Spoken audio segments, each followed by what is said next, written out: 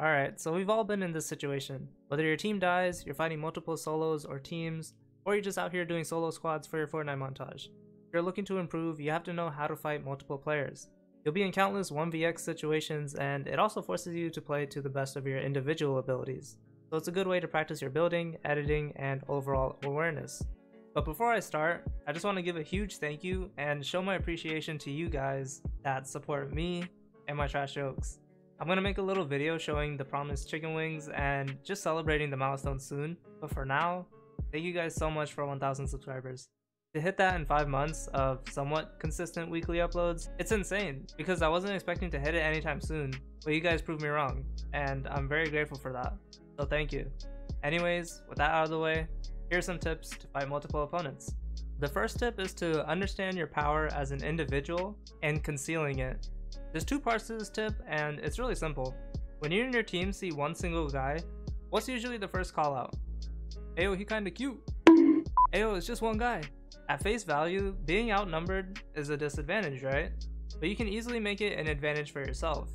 In most cases, whenever people notice their numbers advantage, it builds their confidence instantly. That being said, when they notice that I'm a solo, there's 2 ways the fight will start. And this is assuming it's mid-game, neither of us have just gotten out of a fight whatsoever, and we have 0 information on each other besides our body count. Either they push me, or I push them. But I usually never push them. I box up and I let them rush me. This does 3 things. When I box up, they'll probably assume that I'm playing passive and I'm afraid of them. The second thing is that in reality, I'm trying to make them overconfident, which will lead them to make simple mistakes. The third thing is, if you pay attention to how they're pushing you, you can pick out which players will be the most annoying to deal with in the fight based on who's pushing you the most aggressive, who's not building, who's staying in the back, all that. That's the power you hold as an individual.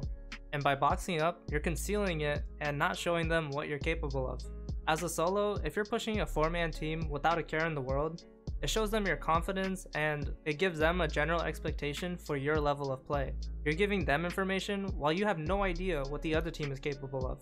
And I mean, if you're nice like that, go ahead, but you're basically revealing your cards before the fight even starts, and it's not a reliable approach for every single team. This tip is all about setting up a false sense of security so you can get a quick knock from their 1 or 2 most aggressive or impatient players, which, if you handle it correctly, will make the rest of the fight fall in place. The worst case scenario for this is if they're all coordinated enough to push you at the same time, which doesn't really happen, but it's always possible. My second tip is to play whack-a-mole, which is that game with the moles that pop up and it gets progressively harder over time. I think. I never played it. Basically, you need to pay attention and keep tabs on every single player in the fight. When I say keep tabs, I mean pay attention to their health if you tag them, if any of them have any power weapons, and their location. If you don't see somebody for more than 5 seconds, you can assume that they might have healed up a bit. Keeping track of everybody is essential information that will make the fight much easier for you to handle. I'm not a huge fan of build fights because I think they're pretty outdated, but holding a height advantage is extremely valuable, especially when you're trying to keep an eye on them. Finally, just like in whack-a-mole, you can't have tunnel vision on one ugly mole. Imagine playing whack-a-mole and you only stared at one hole the whole time. Of course you're gonna lose. You have to do your best to make the other team feel like you're always watching by switching targets whenever you find an opening to do so. Finally, my last tip is to master your movement.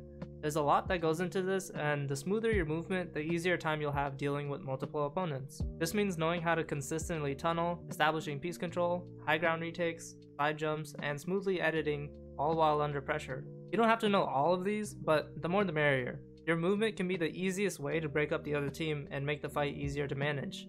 Obviously, the better your movement, the more effective this is. The odds of the whole team keeping up with you is really unlikely, and usually it might be 1 or 2 that can keep up. But that's perfect because for a brief moment, it might be a 1v1 or 1v2 situation, which is much more manageable than 1v4. You have to make the most of these short opportunities, so in these moments, you have to go on the offensive and take advantage of their slight delay and confusion. Overall, not only will your movement help you disengage, get lost in builds, and give you time to heal, it's also a good way to break up a team and make fights more manageable. Anyways, I hope this video helps you out whenever you gotta finish the mission, or at least provided some perspective to the situations that you'll come across. Once again, thank you guys so much for 1,000. I'll try to make the 1K video as soon as I can. Thank you guys so much for watching, and I'll see you guys next time. Peace.